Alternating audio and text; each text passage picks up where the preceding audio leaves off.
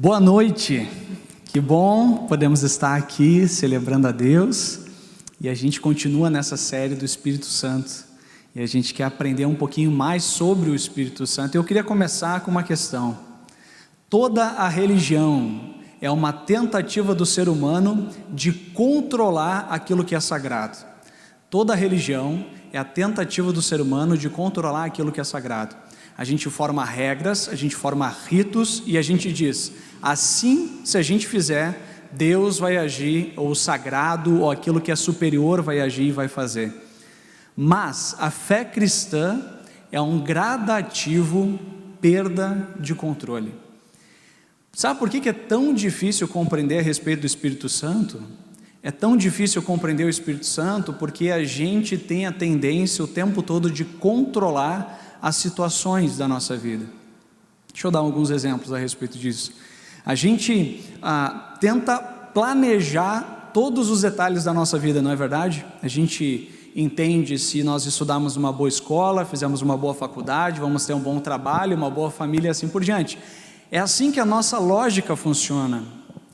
Mas quando a gente adentra a fé cristã, crê no Senhor Jesus, a única coisa que a gente sabe de fato é que por meio da graça nós somos salvos, por meio de algo muito concreto. Deus criou todas as coisas, Ele assumiu a forma humana e Ele tomou o nosso lugar na cruz, morreu pelos nossos pecados e Ele ressuscitou. Até aí nós vamos, porque não foi achado os ossos de Jesus e Jesus ressuscitou. Agora, a fé cristã não se dá no fato de nós buscarmos pelo nosso esforço e religião compreendermos Deus ou vivemos a nossa fé a partir do nosso próprio esforço, mas é pela atuação, ou na verdade é pela abertura da nossa vida, para que a gente cresça no descontrole, para que Deus gradativamente controle e guie as nossas vidas. Tem uma imagem na Bíblia muito interessante, que mostra passo a passo como nós funcionamos. O profeta Ezequiel recebeu uma imagem de Deus e ele proclamou isso para as pessoas da sua época e foi registrado na Bíblia. E a imagem que ele recebeu foi de um rio que saía do templo e passava por todo lugar que passava, existia vida, árvores, vida, e ali no final formou um grande rio. E aí Deus falou para Ezequiel: Ezequiel, dá um passo para dentro desse rio. E aí a água foi até o tornozelo. Acho que todos nós já tivemos essa experiência, até o tornozelo. A gente está muito firme até o tornozelo. E ele disse: Ezequiel, vai até o joelho. Ele foi até o joelho, ele estava muito firme ainda. Vai até a cintura, vai até os ombros, até o momento que ele não tinha mais os pés no chão, de tal forma que a correnteza o levou. É um pouco essa imagem Deus deu para Ezequiel, como Deus deseja conduzir as nossas vidas. Chega até um determinado momento que a gente tem tudo sob o nosso controle, até o momento em que a gente tem que dar um passo de fé. E esse passo de fé é: Senhor, Tu és Criador de todas as coisas, Tu me salvou em Jesus, e pela graça Tu quer guiar a minha vida, e Tu quer guiar a minha vida segundo a Tua vontade, e não a minha vontade. E essa é a experiência com o Espírito Santo. O Espírito Santo é a presença do próprio Deus, Deus Pai, Filho e Espírito Santo. Eu falei no primeiro culto que a gente às vezes não se dá conta, mas que nem mesmo Moisés, nem mesmo Abraão, nem mesmo Elias teve a mesma presença de Deus que nós temos acesso. Foi derramado o Espírito Santo de Deus na igreja e nós podemos experimentar a presença de Deus em nós. Existe uma dupla função essa série, ou duas questões específicas que eu quero trabalhar com a igreja. A primeira delas é falar sobre a saúde da igreja, porque eu estou entendendo que o Espírito Santo é a chave para a espiritualidade saudável da igreja. A igreja precisa entender mais sobre o Espírito Santo, mas o segundo aspecto é sobre a expansão do reino de Deus no nosso meio. É impossível nós fazermos aquilo que Deus pediu para a gente fazer se nós não buscarmos a presença do Espírito Santo de Deus. Então, de maneira introdutória, falei algo semelhante no culto passado, mas eu queria mostrar para os irmãos, e na verdade pedir para os irmãos, para se livrar ou ter a abertura de todo o preconceito que a gente tem a respeito da pessoa do Espírito Santo. Quando a gente fala do Espírito Santo, algumas pessoas atrelam ao pentecostalismo, às igrejas pentecostais, mas o Espírito Santo é dado para toda a igreja, e a gente deve viver por meio da ação de Deus, que é o próprio Espírito Santo em nós. Para a gente ter uma noçãozinha disso, eu peguei um testemunho de um padre ortodoxo na Rússia no século XIX. Você imagina que a Rússia tem muito problema com o alcoolismo, e esse padre russo saía de ruela em ruela, de beco em beco, catando os bêbados pela mão e proferindo algumas palavras frequentemente para eles, e ele dizia: isso está abaixo da sua dignidade, você foi destinado a abrigar a plenitude de Deus, isso está abaixo da sua dignidade, você foi destinado a abrigar a plenitude de Deus. Você consegue imaginar que Deus nos criou para sermos a imagem e semelhança dEle, e quando nós vivemos aquém do que Deus nos criou para ser, existe uma indignação a respeito disso. Deus não nos criou para a depressão, Deus não nos criou para o vício, Deus não nos criou para a prostituição, Deus nos criou para sermos plenos da presença dEle na terra. Foi para isso que Deus nos criou, para refletirmos a imagem de Jesus na terra, a ação de Deus em nós nessa terra. Por isso, a palavra que eu quero compartilhar com vocês nessa noite, ela está lá em Atos. Se você tem a sua Bíblia, abra comigo em Atos capítulo 4, Atos capítulo 4, versos 8 e seguintes. Aqui é um momento da história da igreja. A igreja estava crescendo, mas a igreja começou a passar por muitos desafios e muitas perseguições. E Atos capítulo 4, verso 8 diz assim: então Pedro, cheio do Espírito Santo, disse-lhes: autoridades e líderes do povo, visto que hoje somos chamados para prestar contas de um ato de bondade em favor de um aleijado, sendo interrogados acerca de como ele foi curado. Saibam os senhores e todo o povo de Israel que por meio do nome de Jesus Cristo Nazareno, a quem os senhores crucificaram, mas a quem Deus o ressuscitou dos mortos, este homem está aí curado diante dos senhores. Este Jesus é a pedra que vocês, construtores, rejeitaram, e se tornou a pedra angular. Não há salvação em nenhum outro, pois debaixo do céu não há nenhum outro nome dado aos homens pelo qual devamos ser salvos. Vendo a coragem de Pedro e João, e percebendo que eram homens comuns e sem instrução, ficaram admirados e reconheceram que eles haviam estado com Jesus. Como podiam ver ali com eles o homem que fora curado, nada podiam dizer contra eles. Assim ordenaram que se retirassem do sinédrio e começaram a discutir, perguntando: o que faremos com esses homens? Todos os que moram em Jerusalém sabem que eles realizaram um milagre notório que não podemos negar. Todavia, para impedir que isso se espalhe ainda mais no meio do povo, precisamos adverti-los de que não falem mais com mais ninguém sobre esse nome. Então, chamando-os novamente, ordenaram-lhes que não falassem nem ensinassem em nome de Jesus. Mas Pedro e João responderam: julguem os senhores mesmos se é justo aos olhos de Deus obedecer aos senhores e não a Deus, pois não podemos deixar de falar do que vimos e ouvimos. O relato continua, e aí ele vai dizer no verso 28: fizeram o que o teu poder e a tua vontade haviam decidido de antemão que acontecesse. Agora, Senhor, considera as ameaças deles, e olha só a oração: capacita os teus servos para anunciarem a tua palavra corajosamente. Estende a tua mão para curar e realizar sinais e maravilhas por meio do nome do teu santo servo Jesus. Depois de orarem, tremeu o lugar em que estavam reunidos, todos ficaram cheios do Espírito Santo e anunciavam corajosamente a palavra de Deus. Um ponto só, a mensagem de hoje: a igreja, ela só vai experimentar a necessidade indispensável do Espírito Santo à medida que ela estiver engajada na missão. Se ela não estiver em missão, não vai perceber a necessidade do agir do Espírito Santo ou da dependência do Espírito Santo. Esse texto que nós acabamos de ler aqui é um texto que para mim ele me confronta.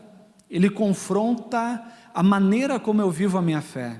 Ele confronta, quem sabe, a maneira como eu aprendi a viver a minha fé. Eu lembro que, acho que o ano passado, ou final de 2019, eu relendo de novo esse texto e eu percebi uma coisa, e se você perceber isso na tua leitura bíblica, você vai perceber que você é muito tendencioso em sublinhar certos versículos.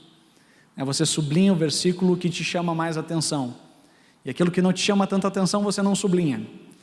E eu peguei a minha Bíblia, relendo esse texto e mergulhando no livro de Atos, o desejo muito grande pela presença de Deus, eu percebi que eu sublinhei: capacita os teus servos para anunciar a tua palavra corajosamente. E a segunda parte eu não sublinhei: estende a tua mão para realizar sinais e maravilhas. Isso eu não sublinhei. Mas por que eu não sublinhei? Porque eu não vivo os milagres e o poder de Deus na minha vida?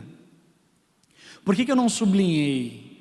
Porque eu acredito que milagres e sinais de Deus hoje não existem? Por que eu não sublinhei? Porque ele não é importante para a igreja hoje? E humildemente confesso que era algo que eu não estava vivendo, era algo que eu não estava experimentando, então não me chamou a atenção. Coragem para anunciar, a gente sente no coração e diz: puxa, se Deus não der coragem, eu não sei se vocês já não passaram por isso diversas vezes na vida de vocês, com um amigo, e normalmente amigo e familiar é mais difícil de falar de Jesus, e você diz: puxa, Deus, me dá coragem para falar, me dá a palavra certa para falar, eu quero falar das tuas verdades, eu quero falar daquilo que eu vivo. Mas por que a gente não ora da mesma forma, para que Deus conceda poder e autoridade que confirme a mensagem que a gente está anunciando? Os discípulos, eles viviam essa igreja em movimento, eles se colocavam nesse lugar do desconforto da missão, num lugar de vulnerabilidade, num lugar onde eles iam ser julgados pelos outros, e ao serem julgados eles poderiam ser rejeitados como foram. Eles eram levados a tribunais, eles eram levados a julgamentos, eles eram presos, mas eles estavam designados no seu coração de que o que importava na vida deles era testemunhar a respeito de Jesus, com palavras e com sinais e maravilhas, sabendo que Deus estava indo adiante deles, mas Deus estava acompanhando eles, e Deus estava confirmando que a palavra que eles anunciavam era verdade. Porque, gente, nós lidamos com uma palavra que nós estudamos, a Bíblia nós estudamos, mas nós nos relacionamos com um Deus que é vivo, com um Deus que não pode ser apreendido em palavras, com um Deus que não pode ser restrito na história, com um Deus que é Criador dos céus e da terra, e um Deus que desejou habitar nos nossos corações. Nós, portanto, lidamos com um Deus que nós não controlamos, mas somos controlados por Ele. Nós somos fortalecidos, recebemos dele vigor, coragem, vida. Muitos dos irmãos não podem acreditar que eu sou a pessoa mais tímida que existe. Sou muito tímido, eu sou muito introvertido. Eu lembro que na sala de aula, a minha esposa, possivelmente em algum momento da história, vai mostrar essa foto para vocês. Eu tinha cabelo comprido, e o meu cabelo comprido era para esconder um pouco a minha cara, né? usava boné assim no meio da testa para esconder. Eu tinha vergonha, aquele período da adolescência que você se torna bem magrinho, com os braços compridos, meio desengonçado. Eu tinha vergonha, muita vergonha de falar, eu tinha muita vergonha de me expor, eu tinha muita vergonha, né?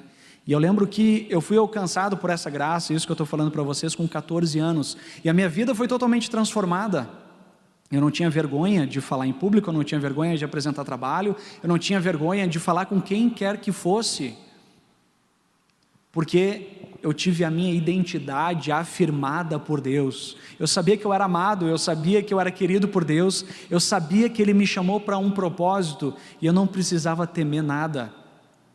O que os outros iam falar, se iam me rejeitar, eu sabia que eu tinha um propósito. O meu propósito era anunciar as maravilhas que Deus estava fazendo na minha vida. Me colocar diante de pessoas, com gente filmando ao vivo no YouTube, eu ia estar quase morrendo aqui na frente. Não estou, porque o Espírito Santo capacita para a obra que Ele nos chama e nos dá autoridade. E uma coisa, outro texto, eu estou puxando todos os textos que me confrontaram e me confrontam, e certamente você já foi confrontado por esses textos. A Bíblia ensina duas verdades a respeito da missão carregada por esse poder de Deus que é o Espírito Santo. Marcos capítulo 16, versos 15 a 20, e Atos 14, 3, falam de duas verdades. Os sinais acompanham os que creem. Os sinais acompanham. Não, os sinais não vão à frente, os sinais não ficam atrás, acompanham. O que ele está dizendo é que você dá um passo em fé, e quando você está no espaço de vulnerabilidade, desconforto, é que Deus age.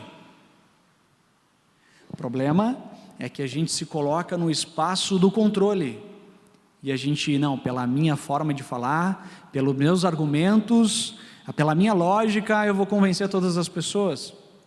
E aí você fala com argumentos, você fala com uma lógica, e a pessoa olha para ti e diz, mas eu tenho uma outra lógica.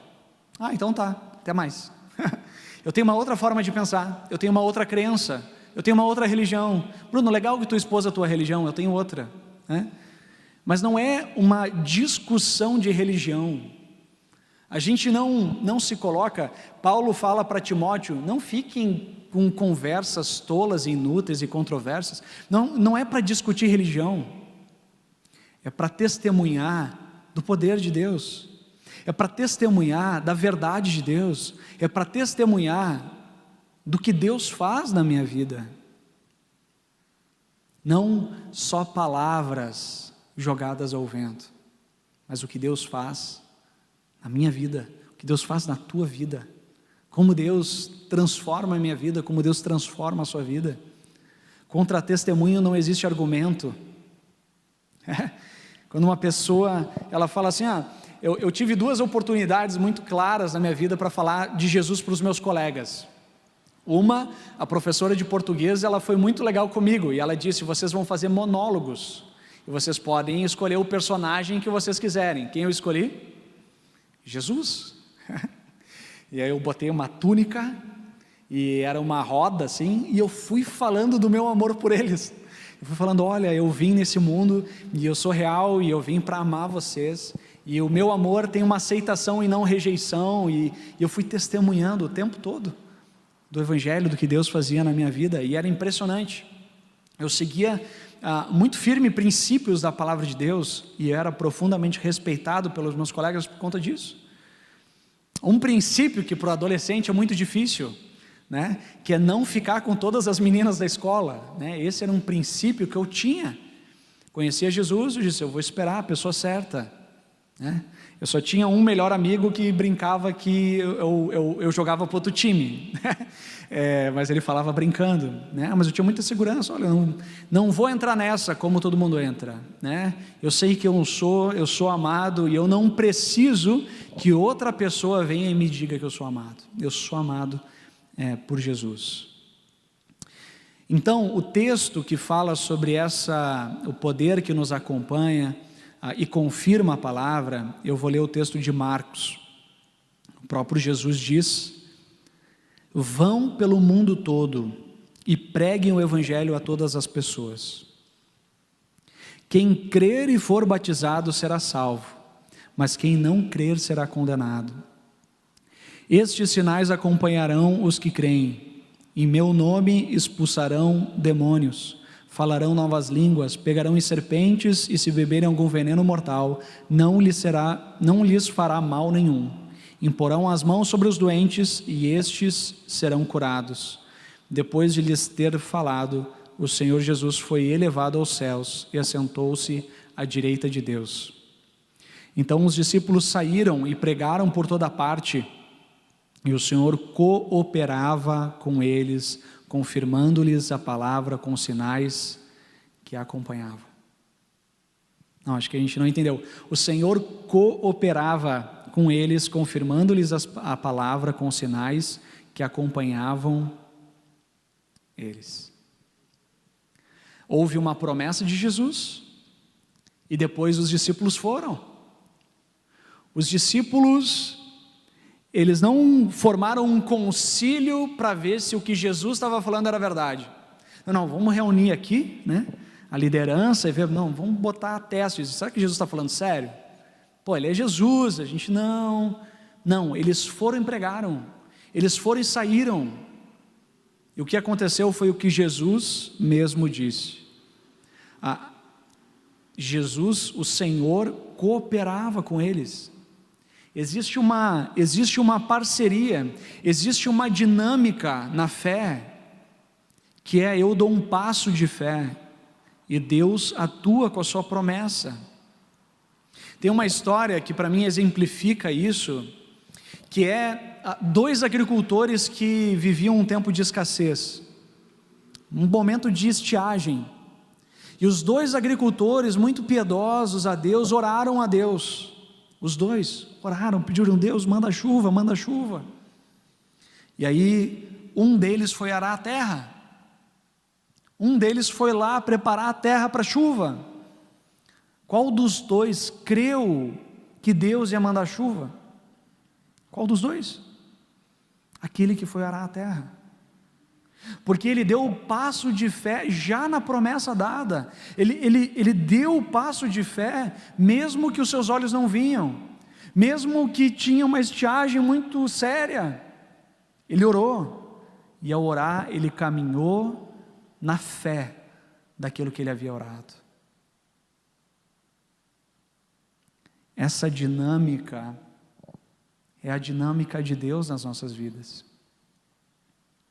Às vezes a gente aguarda por algo que Deus faça, mas a gente não faz nada.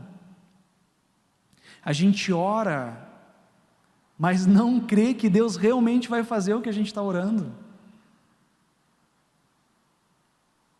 Se você ora para que alguma pessoa conheça Jesus, então fala de Jesus para ela. Fala de Jesus para ela. Você ora, a gente vai falar um pouquinho mais disso nessa pregação também, para que alguma pessoa seja curada, então crê que realmente essa pessoa vai ser curada. Temos muitos testemunhos de cura. Por que crer dizendo o que nós estamos orando? Se nós estamos orando, é porque a gente está crescendo na confiança de quem Deus realmente é. A fé é fruto de um relacionamento com Deus, onde a gente cresce em confiança, e a gente começa a andar nessa terra, conforme o nosso relacionamento com Deus. Se Deus é quem Ele disser, se Deus é quem Ele tem se revelado a nós, então a gente tem que andar em confiança a esse Deus.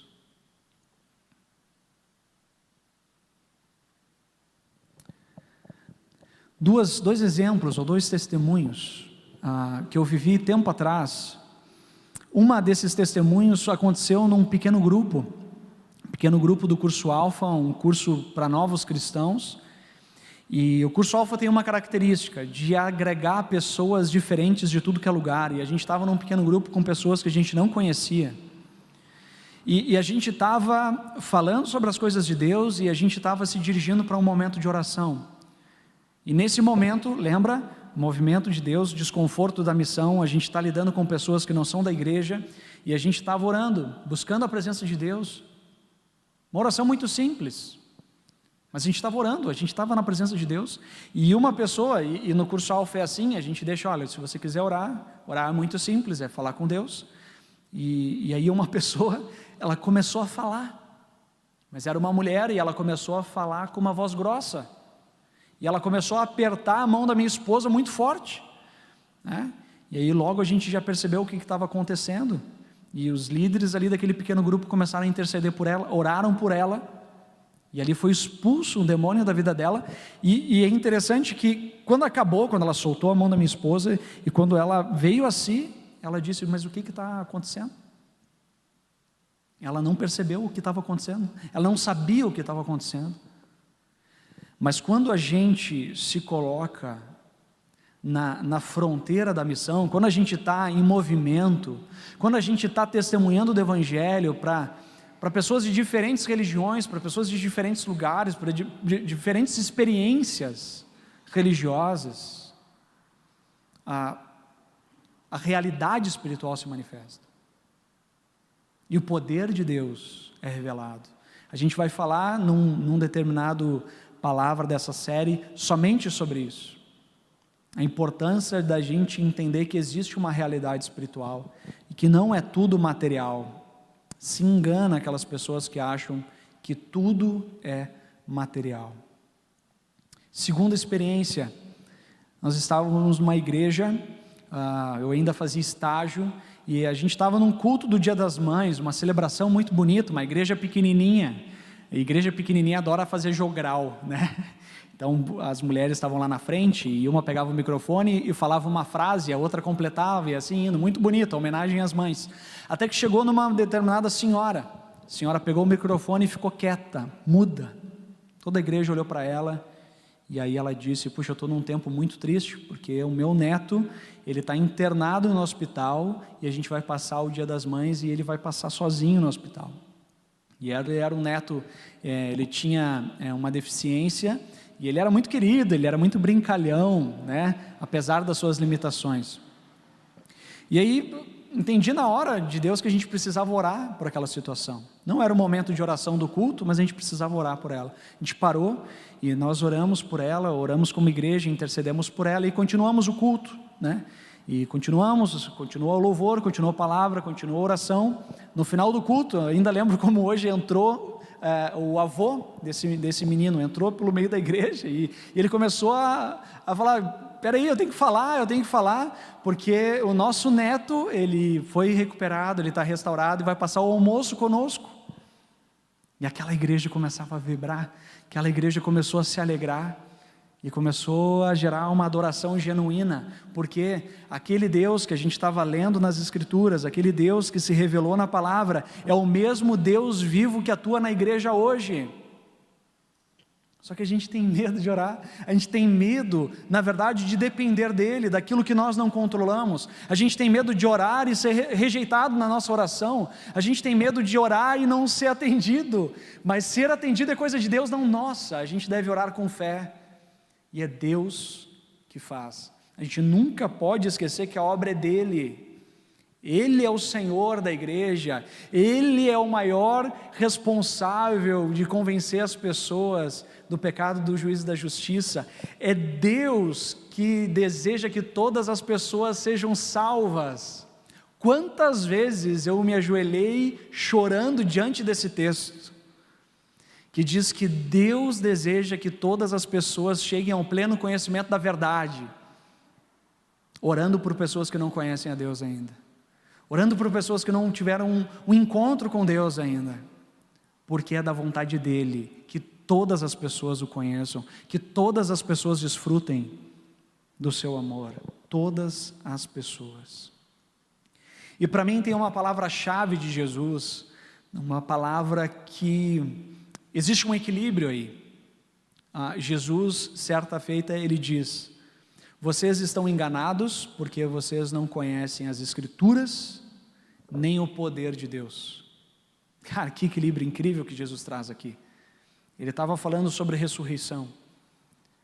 A gente está muito firmado nas Escrituras, isso é correto, a gente deve buscar a palavra de Deus como autoridade, como a única meio de graça de Deus, a única verdade que nós temos.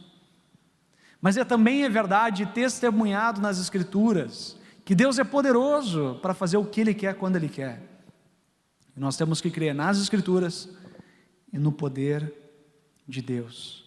E lá em Efésios capítulo 1, versos 17 a 23, fala que o mesmo poder com que Deus ressuscitou Jesus, atua em nós.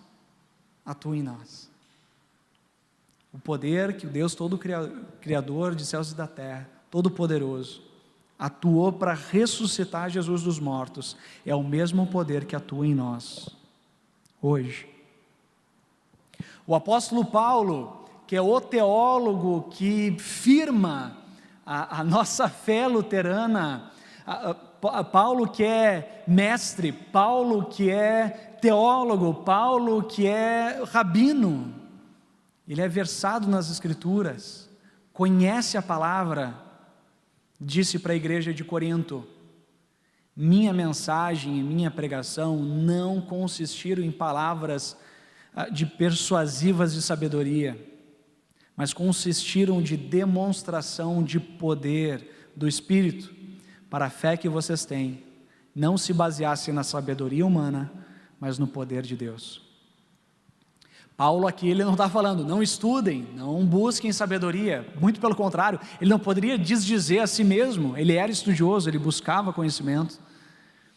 A única coisa que ele está dizendo é que a fé cristã é a fé que estuda algo que não controla,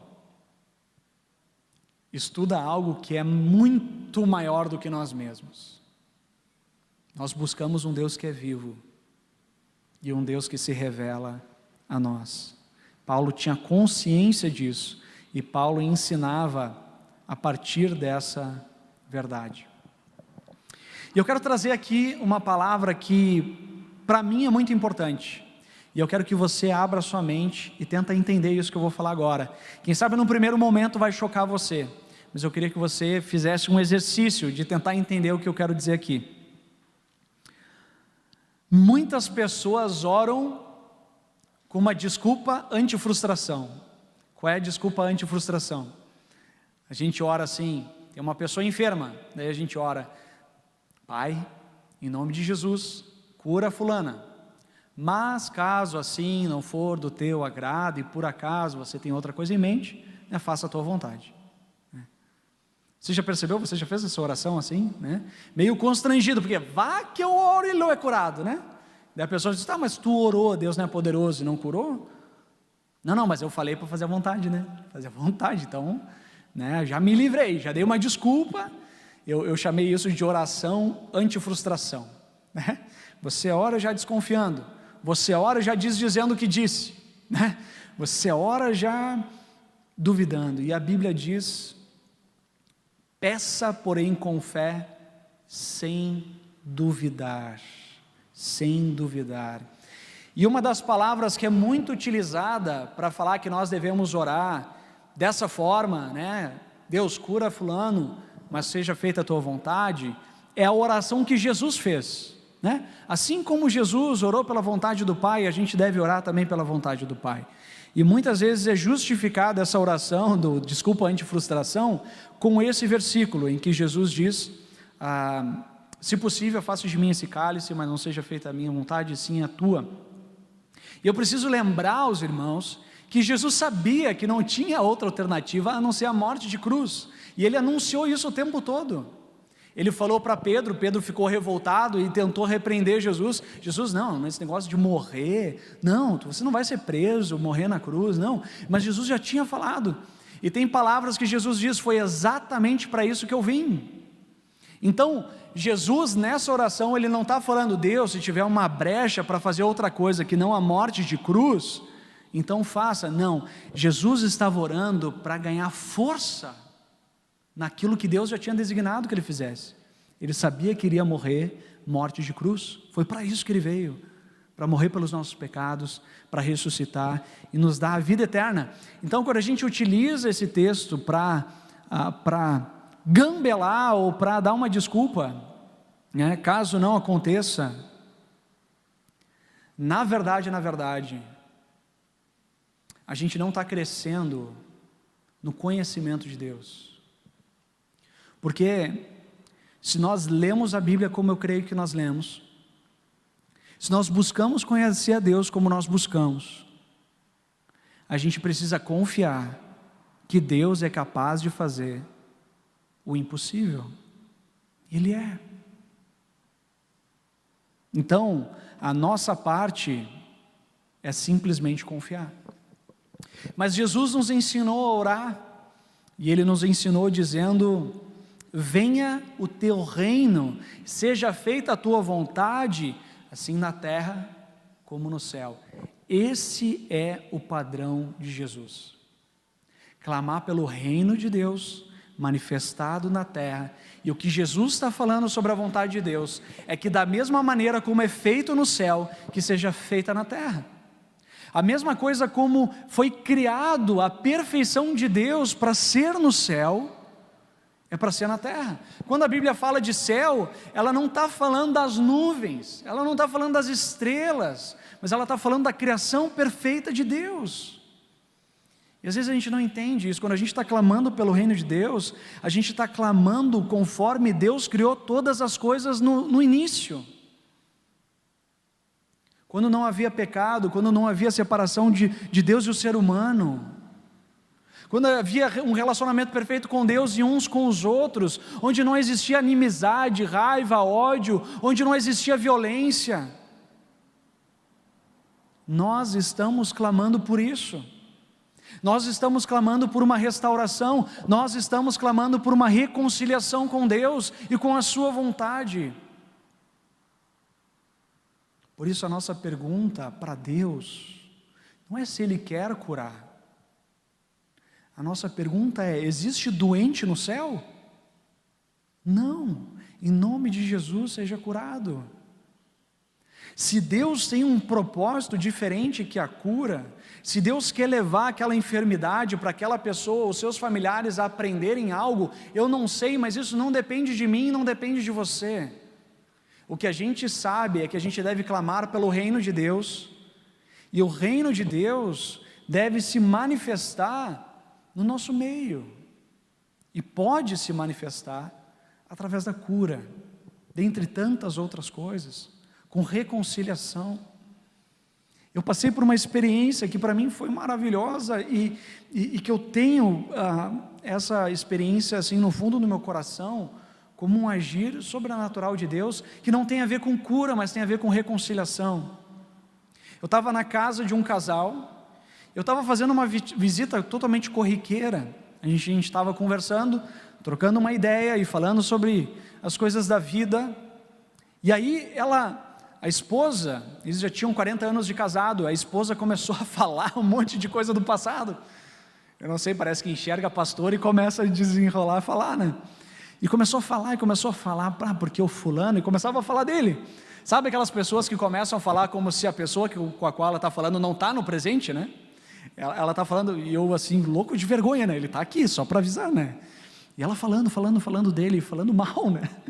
Não, porque, nossa, tinha que ver como ele era muito ruim, ele bebia muito, e ele fazia muito mal para a nossa família, não sei o que, e falava, né?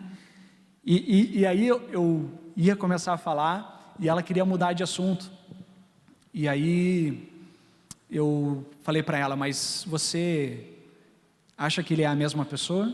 Ele já tinha tido um encontro com Jesus, Jesus tinha mudado a vida dele. Não, ele não é a mesma pessoa. Você entende que para que o relacionamento de vocês possa progredir, vocês precisam ter uma reconciliação?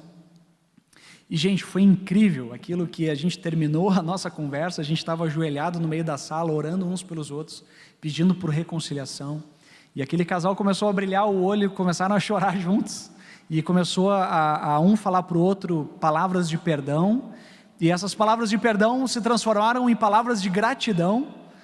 Obrigado porque tu está na minha vida, obrigado porque você é carinhoso, obrigado pelo que você faz. Uau, o que está acontecendo aqui, né? Porque uma coisa a gente precisa entender: a gente está só conectando as pessoas com o reino de Deus. Jesus disse: crede no Evangelho, arrependei-vos, crede no Evangelho, porque está próximo o reino de Deus. A gente está só aproximando o reino de Deus para as pessoas. E o reino de Deus é reconciliação, é perdão, é graça, é bondade, é gentileza. O reino de Deus é restauração, é cura, é alegria. E quando pessoas têm encontro com Deus, algo novo acontece nas suas vidas, algo do céu, algo do próprio Pai acontece, porque dele é o reino, o poder e a glória. A gente ora isso todo domingo, a gente precisa crer nisso, não só orar, a gente precisa crer no que ora. Dele é o reino, o poder e a glória para todo sempre. Precioso isso, muito precioso. Tem uma coisa que eu estava discernindo com algumas pessoas até aqui da Redentor, a respeito dessa realidade da pobreza, né? A gente, como igreja, tem uma vocação de servir. Toda igreja, ela deve servir aos necessitados, né? Mas o que acontece com uma pessoa que ganha a cesta básica, com uma pessoa que ganha roupa, com uma pessoa que ganha um sustento? Ela passa bem aquele período. Uma coisa que foi revelada na história do Brasil, inclusive, que os escravos que começaram a ser libertos e começaram a ter mais condições, sabe a primeira coisa que eles faziam? Era comprar um escravo. A gente tem uma visão tão linda, né? Não, foi abolida a escravatura, todo mundo se tornou livre, leve, contentes e faceiros. Não, porque o pecado, na verdade, é uma mentalidade. A gente deve, como igreja, servir e auxiliar o necessitado, mas se não houver uma reconciliação com Deus, a mentalidade de pobreza e miséria continua no coração. A libertação precisa ser de dentro para fora. A gente ajuda o necessitado, mas ele precisa ter um encontro com Jesus, porque se não tiver um encontro com Jesus, ciclos de vício continuam na vida e não vai para lugar nenhum. A Bíblia diz que a mentalidade da carne é morte, mas a mentalidade do Espírito é vida e paz. Quando o Espírito Santo passa a habitar na vida de alguém, a vida se manifesta e é totalmente transformada. Essa é a realidade de Deus. E eu quero terminar dizendo, queridos, que existem algumas marcas na igreja primitiva. Coragem é uma marca da igreja primitiva. Essas pessoas, elas apanhavam, elas eram açoitadas, presas e continuavam testemunhando, porque elas tinham clareza que a morada delas não era ali, era no céu. Elas tinham clareza que a vida era passageira, tinham clareza que a vida delas na verdade era Jesus. Mas elas tinham uma marca também, que era a disposição para o sofrimento. Deus não está comprometido com o nosso bem-estar, Ele está comprometido com o seu reino, e Ele vai implementar o reino dEle. Por isso Ele nos conduz para a obra dEle, não simplesmente para a gente estar bem. Portanto, a gente pode crer no Senhor Jesus, confiar nele, e ainda assim passar por dificuldades. Outra marca da igreja primitiva é generosidade. O pastor Jackson pregou hoje de manhã, você precisa ver esse culto, e ele mostrou para nós que a comunhão que eles tinham era uma comunhão generosa. Que precioso isso. Generosidade é fruto do Espírito, perseverança e sobretudo fidelidade a Deus. Fidelidade a Deus. Uma igreja que é guiada pelo Espírito Santo evidencia essas marcas na sua vida. Eu faço duas perguntas e um desafio. Você se sente incapaz de testemunhar de Jesus para outras pessoas? Você se sente incapaz? Você pensa, puxa, eu falar do que Deus tem feito? queria dizer para você que a chave disso é o Espírito Santo. Se você se relaciona com Deus, a capacitação é do Espírito Santo. A palavra do Senhor diz, olha, não se preocupem com aquilo que haverão de falar, porque o Espírito lhes dará a palavra. Agora, o que a gente deve fazer é dar o passo da vulnerabilidade. Dizer, eu vou me colocar nesse espaço de vulnerabilidade, descontrole e deixar que Deus faça. Que Deus mostre, que Deus guie. Segundo, você já experimentou uma capacitação do Espírito Santo para testemunhar? Que você falou algo e tu disse, puxa, isso não é do meu coração, né? Você falou algo que diz, e aí a pessoa diz assim, puxa, era isso que eu precisava ouvir. Diz, sério? Até nem você acredita nisso, né? Sério isso mesmo? E a pessoa diz, puxa, isso que você falou mudou a minha vida, né? Cara, uma capacitação do Espírito Santo, e é impressionante quando Deus faz isso na nossa vida. E o desafio é, o testemunho mais poderoso é aquele que você já viveu, é aquele que você já viveu. Então, com os teus amigos, com os teus familiares, você não precisa encher de teologia e de palavras bonitas, você precisa falar do que Deus fez na tua vida. Puxa, eu era uma pessoa que eu não perdoava, agora eu perdoo. Puxa, eu era uma pessoa ranzinza, agora eu experimento alegria. Puxa, eu era uma pessoa que tinha muitas dificuldades nos relacionamentos, agora eu tenho necessidade de me relacionar com os outros. Aquilo que Deus fez na tua vida, aquilo que Deus te mostrou. E uma boa reflexão para quem nasceu na igreja, cresceu na igreja, e fala para mim quando eu falo isso, diz, mas Bruno, eu não tenho um testemunho assim, porque foi progressivo. Eu fui indo, e eu conheço a Deus, e eu nunca fiz nada de muito errado na minha vida, e eu estou nessa caminhada. Uma boa reflexão que você pode fazer é, o que eu poderia ter feito se eu não conhecesse a Jesus? Onde eu poderia estar se eu não conhecesse a Jesus? E começar a ser grato pela família que te criou, pela maneira como você viveu a fé desde criança. Algumas pessoas, elas acham que o testemunho mais bonito é aquele que viveu, fez tudo de errado e aí foi transformado. Mas para mim o testemunho mais bonito é aquele que nasceu numa família cristã, é aquele que cresceu numa família cristã, é alguém que foi muito abençoado pelos seus pais e que construiu uma vida sobre essa rocha que é Jesus. E não precisou bater a cabeça na parede para aprender. Minha avó que falava isso para mim, Bruno, tu é muito certinho, bate com a cabeça na parede. Às vezes é bom. Eu disse, mas vó, muita gente já bateu com a cabeça da parede, eu aprendo com os outros. Falava para ela, não precisa a gente errar para aprender, a gente pode seguir a Jesus, não precisa tomar os tombos, às vezes precisa, mas nem sempre a gente precisa. Queridos, a segunda mensagem, e esse é o segundo desafio de você testemunhar para uma pessoa essa semana, uma pessoa, tá? Ora, Deus, qual vai ser a pessoa? Vai ser o porteiro do prédio? Vai ser um vizinho? Vai ser um colega de trabalho? Vai ser um familiar que você vai ligar, puxa, eu ouvi, eu estou me sentindo desafiado aqui a falar o que Deus fez na minha vida. Não fala de religião, não fala, olha, a religião luterana é muito bom para a vida. Não fala de religião. Fala do que Deus fez na sua vida. Para uma pessoa essa semana, tá bom? E depois testemunha isso. Por favor, eu quero saber o que Deus está fazendo aí. Testemunha isso. Segundo desafio, para esse material aqui, também está disponível no link desse vídeo. O pessoal que está presencial, vai lá no link do YouTube, tem esse material lá para você estudar com uma pessoa, orar e buscar discernir.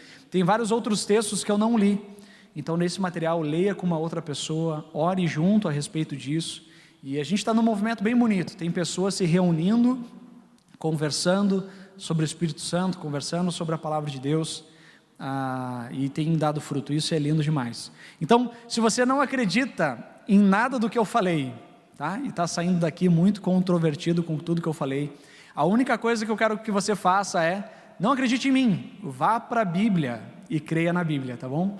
Leia a Bíblia, e se você me convencer do contrário, que a Bíblia fala diferente, a gente conversa. Mas vai para a Bíblia e busca a Palavra de Deus, um testemunho vivo do Espírito Santo nas nossas vidas. Eu quero orar, feche seus olhos, Convido para ficar em pé, quem está presencialmente. Vamos orar. Senhor Jesus, nós temos experimentado do Teu amor, nós temos experimentado da Tua graça que nos salva. Mas Deus, às vezes a gente tem experimentado também na nossa jornada de fé timidez, a vergonha. A gente, Pai, às vezes a gente não ora porque a gente tem medo de não ser atendido. Às vezes a gente não fala do que o Senhor tem feito, Pai, porque a gente tem medo de ser rejeitado pelo outro.